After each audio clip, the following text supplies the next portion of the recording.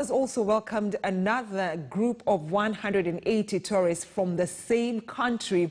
This is no doubt a boost to the tourism sector at the coast. Now let's link up with our reporter Tobias Chanji, who is at the Moi International Airport on this. Tobias Chanji, of course, this is good news. Over to you. Kindly give us more update on this. Well, it is a buzz of activities at the Moi International Airport here in Mombasa after the landing of a charter plane from Ukraine carrying almost 180 tourists. Remember that this is the second charter from Ukraine. A fortnight ago, we received 189 tourists, and this is among the concept that was born by the county government of Mombasa, the sister cities twinning, whereby two cities of distinct geographically and political setting come to an agreement of rather a kind of an exchange programs, especially on cultural and economic activities. And remember that this comes at a time when the country is, or rather the sector of tourism has got a beating due to the coronavirus pandemic. And just a month after, Kenya also received around 116 tourists from Romania. This meaning that for now, Kenya has been getting a market that usually had evaded it for a long time. Romania, Ukraine are both in Eastern Europe, and this will be a boost in the tourism sector in Mombasa County. Remember that the 180 tourists that we just arrived are made up of the tour operators and also travel agencies. And in the last 2 weeks, when they first made the maiden trip here in Mombasa, it was agreed that they'll be coming every 2 weeks until the month of September. Remember that this concept, rather the concept of sister cities, started off during the Second World War, that is in 1947, and there are very few countries that have been embracing this concept. In Kenya, for example, it's only Mombasa, among the few other counties that have such sort of activities which are exchange program. Remember that in Coast region, almost 1 million residents from here depend solely or so much on the tourism, which is the backbone of the livelihood. There are those that depend on tourism directly, while at the same time we have those that depend indirectly on the tourism sector.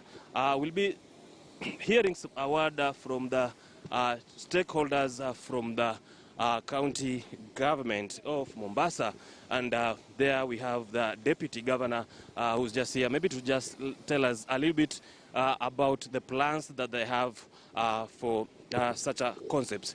Welcome, Shimiwa. That's the Deputy Governor, Mombasa County, Dr. Willie. Maybe just explain to us the number of visitors that have arrived here and such other plans that you have in future. Today, the visitors who have arrived from Ukraine are 180.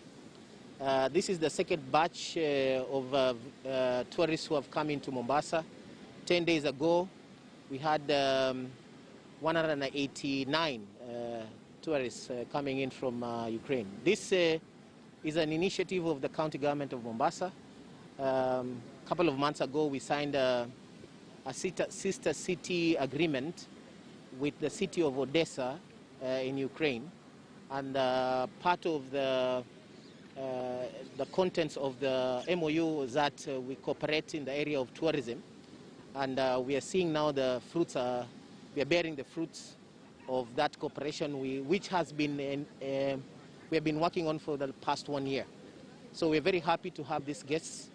This, as we all know, one of the backbone of our economy is tourism.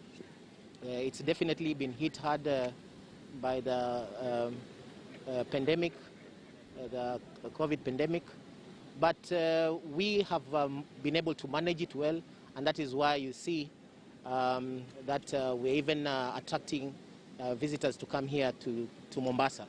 So we are very happy to have them here, and we are expecting more tourists and visitors to come in from Ukraine and other areas of Europe. Thank you very much. Okay, thank you, sir. Maybe allow me to just speak to some of the tourism stakeholders before also engaging the Chief Officer, Tourism Department. Just your name kindly for a minute. What does this mean? My name is Julius Owino, the CEO of Kenya Coast Tourist Association. The arrival of this Ukraine charter is a big thing for us, more so during this pandemic. It shows that there's confidence in the destination. But we also have to thank the county government for initiating these charters to come. Okay. So thank you very much, sir. Let me speak to Ash Abdi, the Chief Officer, Department of Tourism, who is behind this concept of sister cities twinning. Thank you very much. I think it's a very great day again for the people of Mombasa. We've received the second flight in 10 days from Kiev, directly flying into Moi International Airport here in Mombasa. The flight had about 180 passengers on board. Just last week, we received the first maiden flight from Kiev, again with 189 passengers on board. So this is a flight we'll be having every 10 days, and it will be coming in directly to Mombasa.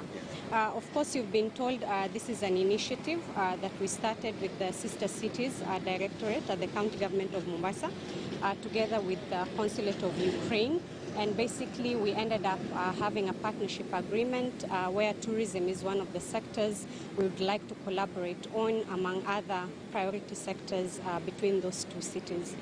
I must say that this initiative is actually quite timely, especially because the tourism industry has been hard hit by COVID-19. Just last week, His Excellency the Governor announced a raft of measures, particularly fiscal measures, to basically cushion businesses within the industry. And allow me to quickly elaborate on some of the reprieve we are going to be giving some of these businesses. One is we have done what we called an extension of period for them to actually make their payment from March all the way to 20th of June this month.